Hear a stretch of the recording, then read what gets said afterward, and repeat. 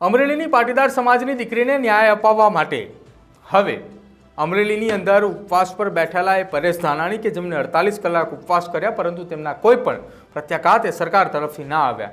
જો કે હવે આખી આ ઘટનાને લઈને કાર્યક્રમ સુરત તરફ આગળ ધપાવવામાં આવ્યો છે. સુરતના માનગઢ ચોક ખાતે એટલે કે મિની બજાર નજીક માનગઢ ચોકની અંદર એક વિશાળ ધરણા પ્રદર્શનનો કાર્યક્રમ કરવામાં આવ્યો છે. આ ધરણા પ્રદર્શનની અંદર અમરેલીના એ પૂર્વ ધારાસભ્ય અને વિધાનસભાના પૂર્વ વિરોધ પક્ષના નેતા પરેશ ધાનાણીઓ ત્યાં ઉપસ્થિત રહેશે.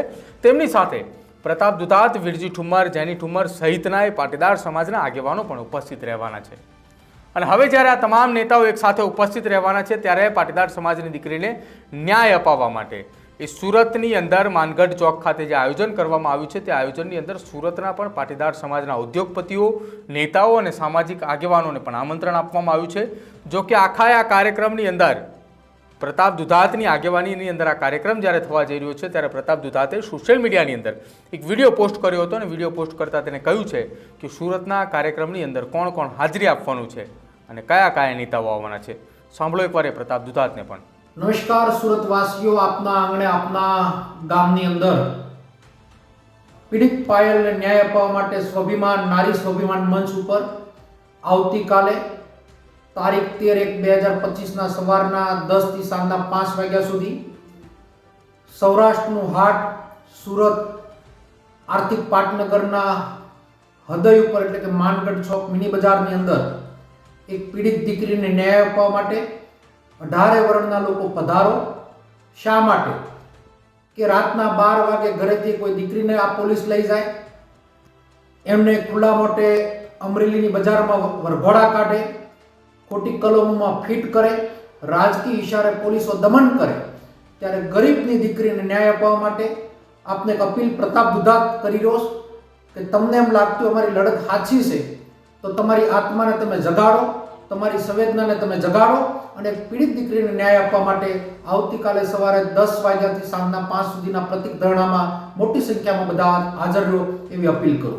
નમસ્કાર સુરતવાસીઓ, આપના આંગણે આપના ગામની અંદર પીડિત પાયલને ન્યાય અપાવવા માટે સ્વાભિમાન નારી સ્વાભિમાન મંચ ઉપર આવતીકાલે તારીખ 13/1/2025 સવારના 10 થી સાંજના 5 વાગ્યા સુધી સૌરાષ્ટ્રનું હાટ સુરત આર્થિક પાટનગરના હૃદય ઉપર એટલે કે માનગઢ ચોક મિની બજારની અંદર એક પીડિત દીકરીને ન્યાય અપાવવા માટે 18 વર્ષના લોકો પધારો. શા માટે? કે રાતના 12 વાગે ઘરેથી કોઈ દીકરીને આ પોલીસ લઈ જાય, એમને ખુલ્લા મોટે અમરેલીની બજારમાં વરઘોડા કાઢે, ખોટી કલમોમાં ફિટ કરે, રાજકીય ઇશારે પોલીસો દમન કરે, ત્યારે ગરીબની દીકરીને ન્યાય અપાવવા માટે આપને એક અપીલ પ્રતાપ દુધાત કરી રહ્યો કે તમને એમ લાગતું અમારી લડત સાચી છે તો તમારી આત્માને તમે જગાડો, તમારી સંવેદનાને તમે જગાડો અને પીડિત દીકરીને ન્યાય આપવા માટે આવતીકાલે સવારે 10 વાગ્યાથી સાંજના 5 સુધીના પ્રતિક ધરણામાં મોટી સંખ્યામાં બધા હાજર રહો એવી અપીલ કરું.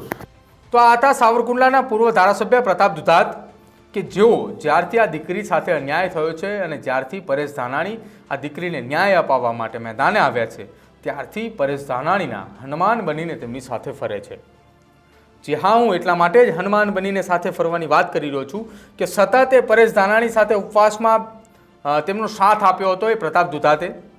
ઉપવાસ દરમિયાન જે કોઈ પણ કઠિન પરિસ્થિતિઓની અંદરથી પરેશ ધાનાણી નીકળી રહ્યા હતા તે દરમિયાન પ્રતાપ દુધાતે તેમની સાથે રહીને તેમને હિંમત પણ આપી હતી.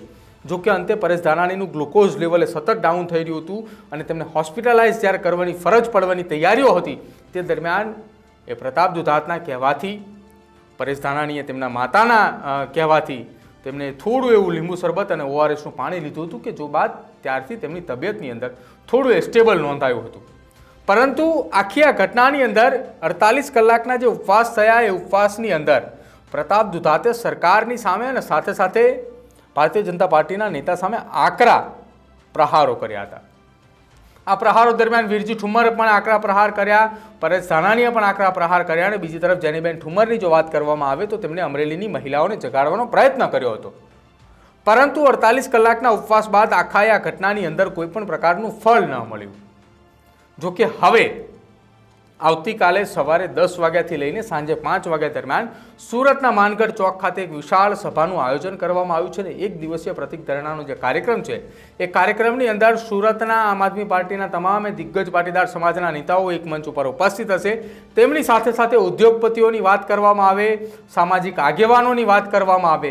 આ તમામ સામાજિક, રાજકીય અને ઉદ્યોગપતિઓ એક મંચ ઉપર ઉપસ્થિત જોવા મળશે. અને એક મંચની અંદર ક્યાંક એવું લાગી રહ્યું છે કે આવતીકાલે એક દિવસના પ્રતિક ધરણાનો જે કાર્યક્રમ છે કે જે સવારે 10 વાગ્યાથી લઈને સાંજે 5 વાગ્યા સુધીનું આયોજન કરવામાં આવ્યું છે.